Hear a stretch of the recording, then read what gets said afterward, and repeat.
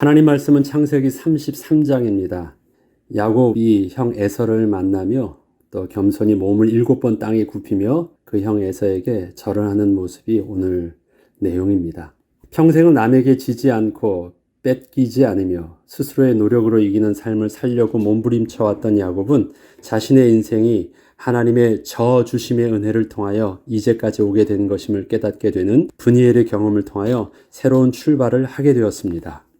야곱이 스스로 이스라엘이라는 이름을 온전히 사용하기까지는 좀 더 시간이 흘러야 했지만 그는 브니엘의 경험을 통하여 자신의 삶을 바라보는 눈이 완전히 바뀌었고 하나님의 주권적 은혜를 구할 수 있게 되었습니다. 하나님이 주인 되셔서 오직 하나님의 뜻대로 인도함을 받는 하나님의 주권적 은혜를 구한다는 것은 야곱 입장에서는 자신이 스스로 주인 되어 행했던 모든 삶의 방식들을 내려놓고 하나님의 행하시는 방향 속에 자신의 온 몸을 맡긴다는 것을 의미했기에 야곱에게는 큰 변화가 아닐 수 없었습니다. 야곱은 이제 하나님과 사람 앞에서 이긴 자라는 이름을 얻고 새로운 출발을 하게 되었지만 더 이상 이기려 하기보다는 스스로 하나님 앞에서 자신을 내려놓고 하나님의 주권 앞에 굴복한 자의 모습으로 서는 자가 되었습니다. 지난날은 야곱이라는 이름으로는 이기려 했어요. 왜냐하면 야곱은 뒤에서 쫓는 자였는데 이긴 자의 모습으로 살려고 했어요. 그런데 실질적으로 하나님께서 야곱에게 이긴 자의 이름을 주셨을 때 그는 그 의미가 어떠한지를 깨닫기 때문에 스스로가 지는 자, 스스로 겸손하게 하나님의 주권 앞에 굴복하는 자의 모습으로 서는 모습을 배우기 시작한 것입니다. 형 에서 앞으로 나아가면서 몸을 7번 땅에 굽힌다는 것은 쉬운 일은 아닌데 창세기 33장 1절로 4절을 보면 야곱이 눈을 들어보니 에서가 400명의 장정을 거느리고 오고 있는지라 그의 자식들을 나누어 레아와 라헬과 두 여종에게 맡기고 여종들과 그들의 자식들은 앞에 두고 레아와 그의 자식들은 다음에 두고 라헬과 요셉은 뒤에 두고 자기는 그들 앞에 나아가되 몸을 7번 땅에 굽히며 그의 형 에서에게 가까이 가니 에서가 달려와서 그를 맞이하여 안고 목을 어긋 맞추어 그와 입 맞추고 서로 우니라. 지난날 야곱과 형 에서와의 갈등의 시작을 되돌아보면 야곱이 형의 장자권을 빼앗으려 했던 것 때문이었습니다. 그것은 야곱이 하나님의 약속의 자녀로서의 영적 축복을 자기 것으로 삼으려 한 것이 아니었고 그저 형과 쌍둥이로 태어났는데 형이 장자라는 이유로 또 몇 분 더 먼저 태어났다는 그 이유로 자기가 살고 있는 그 헤브론 땅과 함께 아버지로부터 받는 재산의 대부분을 형이 다 가지고 간다는 것이 너무 싫었기 때문이었습니다. 그리고 형이 장자권을 갖게 되면 실제적으로 자기 또한 자기의 고향을 떠나야 하는 문제도 평생을 집에서만 살면서 생활하고 있던 야곱에게는 심히 큰 부담이 아닐 수 없었기에 야곱은 이러한 자신의 불만과 욕심을 자신의 꾀로 해결해 보려고 했던 것인데 그것이 오히려 형과의 관계를 스스로는 더 이상 해결할 수 없는 큰 갈등의 원인이 되게 하였고 형 에서는 야곱을 더 이상 자신의 동생으로 신뢰하며 함께 할 수 없게 만들었던 것이었습니다. 심지어 동생에 대한 형의 노가 극에 달해 동생 야곱을 죽이려 하는 마음까지도 품고 있는 상태로 이제껏 지내오게 된 것이었습니다. 이러한 형제의 갈등의 배경을 두고 야곱이 어떻게 형에게 신뢰를 회복하며 형의 그 상한 마음을 되돌릴 수 있을까요? 야곱이 형 에서의 마음을 돌리고 서로 화해하기 위해서 취한 일들과 그의 행동 그리고 그 태도를 보면 야곱이 그저 형식적으로 형에게 용서를 구한 것이 아님을 알 수 있습니다. 야곱은 며칠 밤을 새워가며 하나님의 은혜를 구했고 하나님의 답변을 얻을 수 있었지만 그것으로 끝을 낸 것이 아니라 실제로 용서를 구해야 할 당사자인 형 에서에게 용서를 구하는 일에 대하여 인간적으로 진심을 다한 것이었습니다. 먼저 야곱은 형에게 아주 많은 숫자의 가축을 세 떼로 나누어 종들을 통하여 앞서 보냈습니다. 세 떼 중 한 떼만 해도 충분한 가축의 숫자였는데 그것을 세 떼나 보낸 것이었습니다. 이것은 단지 형에게 물질로 환심을 사려 한 것만은 아니었습니다. 자신의 재산이 이만큼 많으니 지난날처럼 형의 재산을 탐하려는 의도가 전혀 없음을 알리고자 한 것도 담겨 있었습니다. 그리고 그 재산에는 형의 재산을 빼앗으려 했던 자신의 행동에 대해서 용서를 구하고자 함도 분명 있었습니다. 그리고 물질로만 끝을 내려 한 것이 아니라 드디어 형이 가까이 왔을 때 야곱은 피하지 않고 자신들의 가족은 뒤로 하고 앞서 형 앞에 스스로 섰습니다. 그리고 형 앞에까지 나아가는 동안 7번이나 땅에 몸을 굽혔습니다. 단지 인사를 7번 한 것이 아니었고 전 인격적으로 땅에 자신의 온몸이 닿도록 바싹 엎드리기를 7번씩이나 형 앞에 나아가면서 계속한 것이었습니다. 형 앞에 나아가서 7번 절을 한 게 아닙니다. 한 번 절하고 조금 더 나아가서 또 절하고 조금 더 나아가서 또 절하고 형을 아주 두려워하고 미안한 마음으로 자기가 이제 형에게 지난날의 그러한 교만한 마음과 그런 미움과 욕심의 마음이 없다는 것, 그리고 진심으로 용서와 화해를 구하는 마음을 자기가 할 수 있는 전인격적인 행동과 마음을 다하여 그렇게 표현을 한 것입니다. 야곱은 어떻게 해서든지 자신의 진심이 형에게 전달되기를 원했고 자신이 할 수 있는 최선의 모습으로 그렇게 했던 것입니다. 우리는 하나님 앞에서 나의 신앙과 믿음이라는 이유로 우리의 형제와 친척 그리고 부모님과의 관계에서 실수를 한 것이 없는지 되돌아볼 필요가 있습니다. 그저 하나님 앞에서만 잘하면 된다는 생각으로 우리 주위의 사람들과의 관계를 소홀히 할 때가 종종 있기 때문입니다. 특히 나는 신앙인이고 저들은 하나님을 잘 알지 못한다는 이유로 그 믿음이라는 나의 행동들이 하나님을 잘 알지 못하는 저들에게 많은 상처와 오해를 불러일으키기도 합니다. 지난날 야곱의 경우도 실제 따지고 보면 속에는 야곱 자신의 육신적 욕심 때문이었지만 그 명분은 언제나 하나님의 언약에 근거한 믿음의 행동인 것처럼 하였던 것임을 우리는 알고 있습니다. 야곱은 늘 하나님이 자신에게 복을 주셔서 그렇게 성공할 수 있었고 이길 수 있었으며 부자가 될 수 있었다고 가족과 주위 사람들에게 말을 하였지만 실상은 야곱의 행동은 자신의 주위 사람들에게는 하나님을 경외하는 사람이 아닌 아주 교활한 자의 모습이었고 그 주위에는 야곱을 통하여 피해를 입은 자만 있었습니다. 때문에 그동안 하나님을 섬기며 하나님의 은혜를 고백하며 했던 야곱의 말은 주위 사람과 가족들에게 아무런 신앙의 변화를 이끌 수 없었는데 지금 형에게 하는 행동과 태도 그리고 그의 말을 통하여 형 에서가 야곱의 태도에 진심으로 감동을 받은 것을 보면 야곱은 분명히 달라진 것을 알 수 있습니다. 우리는 그냥 믿음으로만 하나님 앞에 믿는다고 하고 하나님이 나를 용서해 주셨다고 하면 모든 나의 잘못과 실수가 다 해결되는 것이 아닙니다. 우리의 모든 사람 앞의 실수는 분명 하나님 앞에서 범죄한 것이 맞습니다.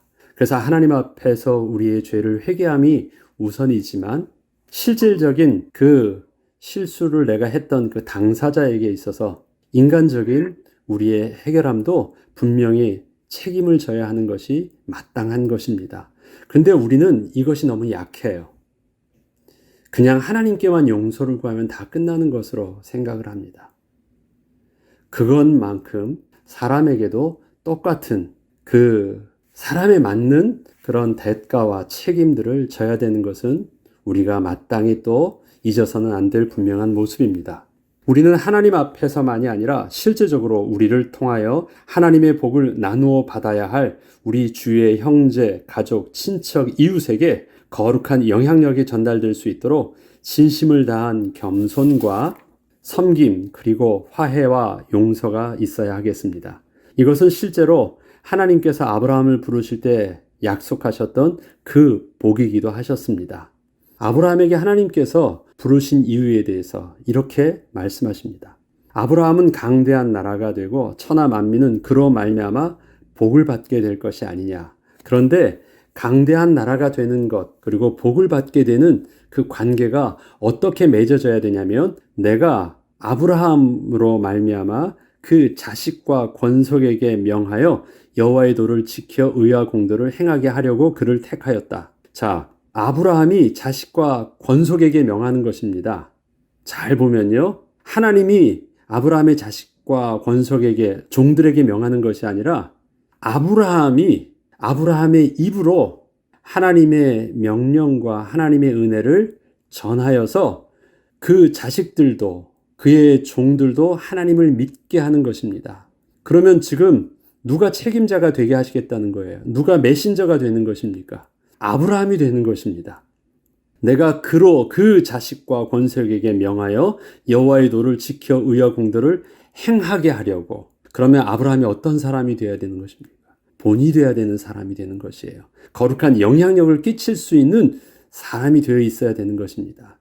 그렇게 하려고 아브라함을 택하였느니 이는 나 여호와가 아브라함에 대하여 말한 일을 이루려 함이라. 그렇습니다. 그러한 영향력이 전달되어져야 됐습니다. 그런데 아브라함과 롯과 비교해보면 롯은 자기는 하나님을 믿는다고 했지만 롯을 통하여 그 아내와 심지어 그 딸들에게도 조금의 하나님의 거룩한 영향력이 전달되지 못했습니다. 야곱은 자기 입으로는 하나님을 믿는다고 하나님을 섬긴다고 했지만 그의 아내들과 그의 아들들은 그렇게 야곱이 은혜 받기 전까지 그 거룩한 영향력이 전달되지 않았었습니다. 하나님은 이러한 영적인 비밀들이 야곱에게 회복되기를 진심으로 원하셨던 것입니다. 야곱이 형에게 이렇게 고백합니다. 형님을 배운즉 하나님의 얼굴을 본 것 같습니다. 에서가 또 이르되 내가 만난 바 이 모든 때는 무슨 까닭이냐. 야곱이 이르되 내 주께 은혜를 입으려 함이니이다. 에서가 이르되 내 동생이 내게 있는 것이 족하니 내 소유는 내게 두라. 야곱이 이르되 그렇지 아니하니이다. 내가 형님의 눈앞에서 은혜를 입었사오면 청하건대 내 손에서 이 예물을 받으소서. 내가 형님의 얼굴을 배운즉 하나님의 얼굴을 본 것 같사오며 형님도 나를 기뻐하심이니이다. 하나님이 내게 은혜를 베푸셨고 내 소유도 족하오니 청하건대 내가 형님께 드리는 예물을 받으소서 하고 그에게 강권함에 받으니라. 여기서 보면 내가 형님의 눈앞에서 은혜를 입게 해달라고 말합니다. 이것은 뭐냐면 야곱이 형 앞에 자기의 온몸을 그대로 던진 것입니다. 형에게 자신의 운명을 맡긴 거예요. 이것은 옛날의 야곱의 모습이 아니었습니다. 옛날엔 이긴 자의 모습이었고 이기려 한 자의 모습이었는데 지금은 진 자의 모습으로 겸손히 굴복한 자의 모습으로 모든 것을 형의 권위 앞에 내려놓은 것입니다.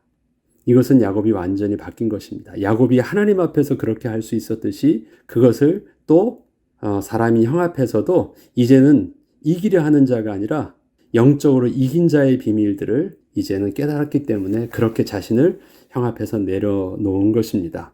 성경은 창세기 32장에 야곱이 브니엘의 경험을 통하여 고백하게 된 그의 감사를 지금 형 에서를 만나면서도 동일하게 그 표현을 하고 있음을 기록하고 있습니다.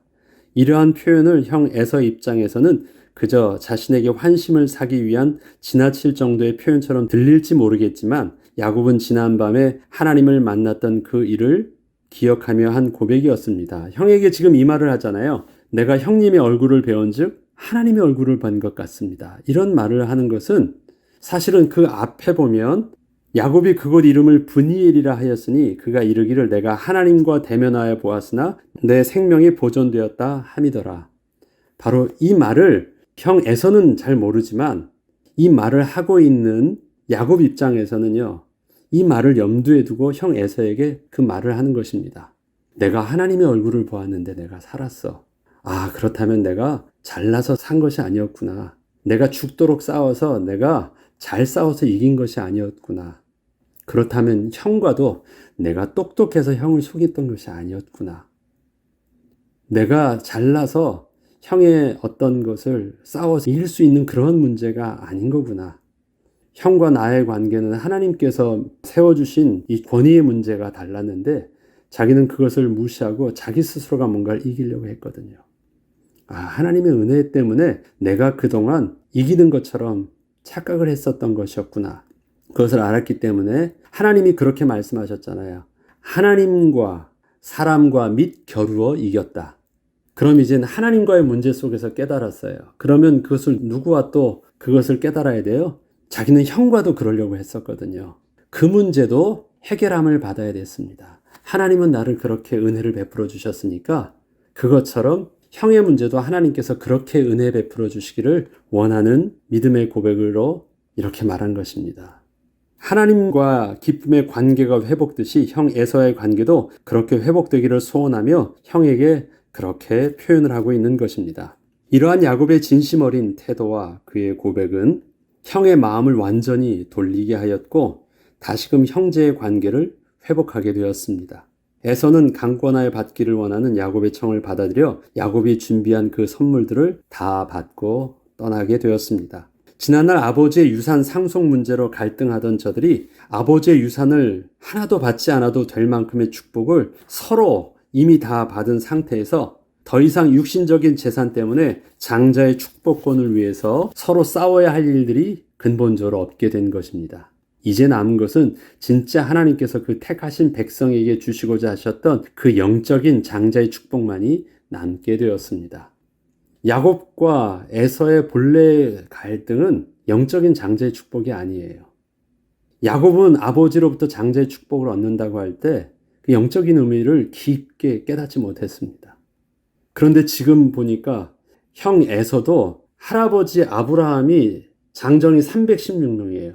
그런데 지금 에서의 장정이 몇 명까지 나가 있습니까? 400명이에요.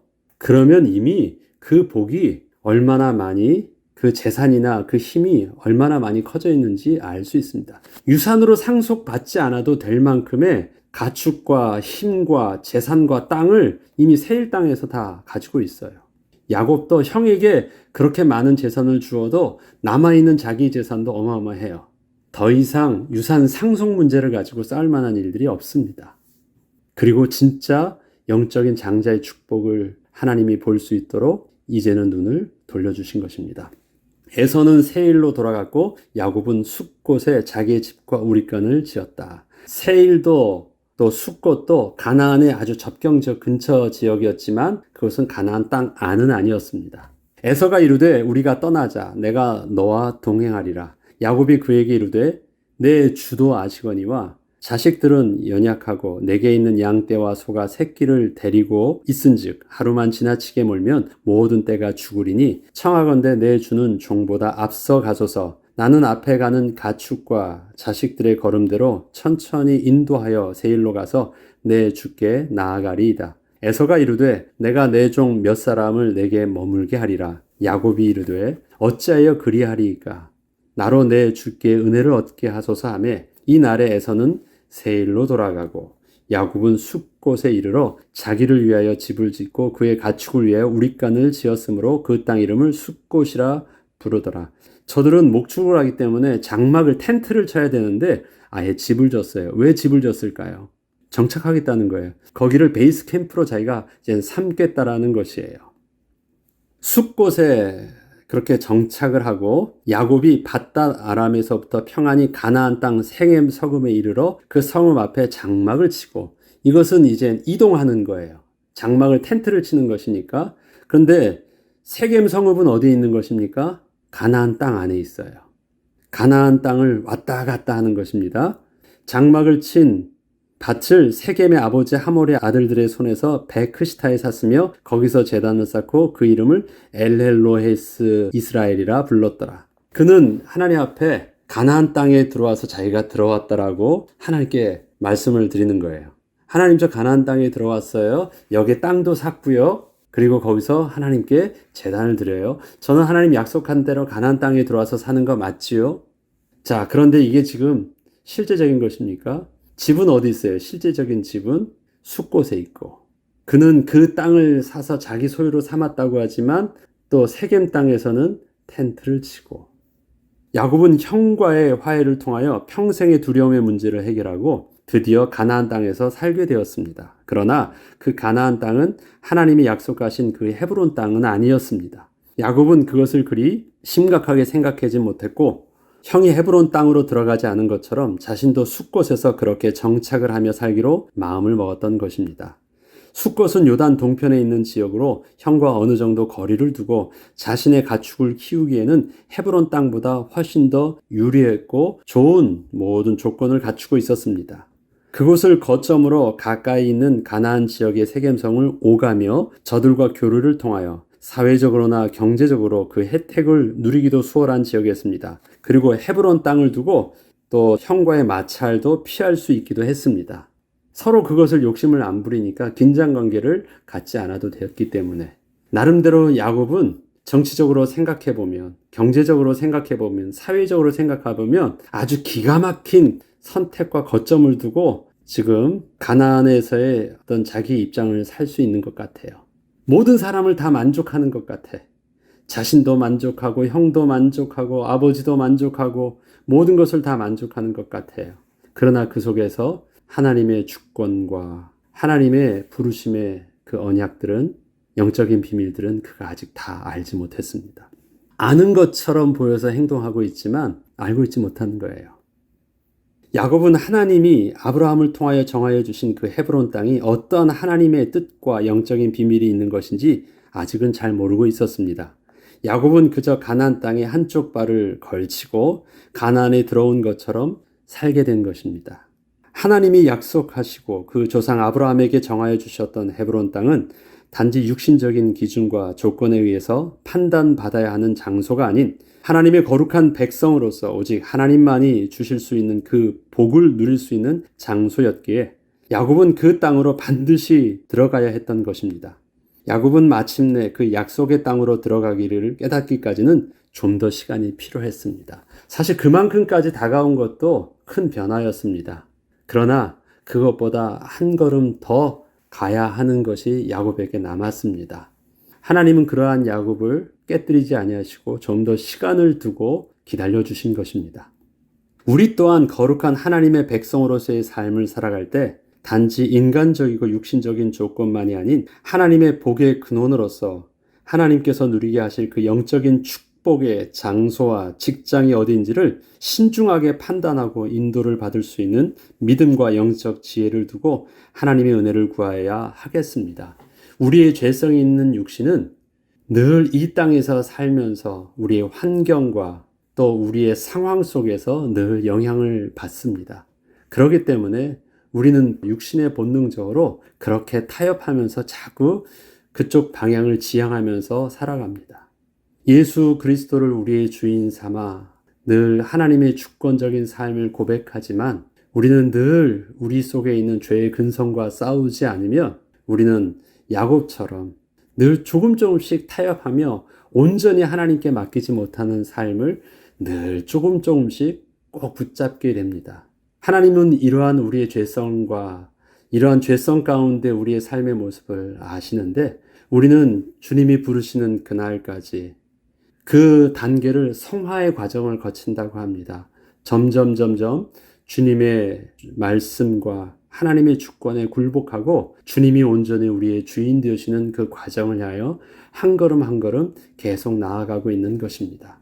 그래서 어제의 삶에 다 이뤘다고 만족하지 말고 그렇게 만들어진 시스템이 이제 이것이 다 온전한 것이라고 내가 스스로 만족하지 말고 늘 하나님 앞에서 또 하나님의 말씀 앞에서 나 자신을 되돌아보며 늘 하나님의 말씀 속에 나의 선택과 결정들이 거룩한 선택이요 믿음의 결정과 선택이 될 수 있도록 은혜를 구하면서 또 오늘도 겸손히 살아야 되겠습니다. 이번 한 주간의 우리의 삶의 모습 속에서 또 그러한 은혜의 비밀들을 통하여 또 한 걸음 더 하나님 앞에서 거룩한 모습으로 변화되는 저와 여러분이 되는 축복을 누리길 주의 이름으로 축복합니다. 기도하겠습니다. 하나님 아버지, 어제보다 나은 우리의 오늘의 모습을 바라볼 수 있도록 하여 주시니 참으로 감사를 드립니다. 그러나 오늘의 모습도 내일을 기대하면서 더 하나님 앞에서 영적으로 더욱더 거룩해지며 주님을 나의 주인으로 모시는 성화의 삶을 살기를 소원하며 겸손한 모습으로 또 새로운 시작을 하나님께서 말씀을 통해서 우리에게 하도록 이끌어 주심 또한 감사를 드립니다. 어제의 삶에 만족하지 않게 하시고 내일을 위해서 겸손히 새로운 시작을 이번 한 주간도 진행하며 더욱더 변화되는 은혜를 누리는 축복의 한 주 되게 하여 주옵소서. 감사드리며 우리 주 예수 그리스도 이름으로 기도합니다.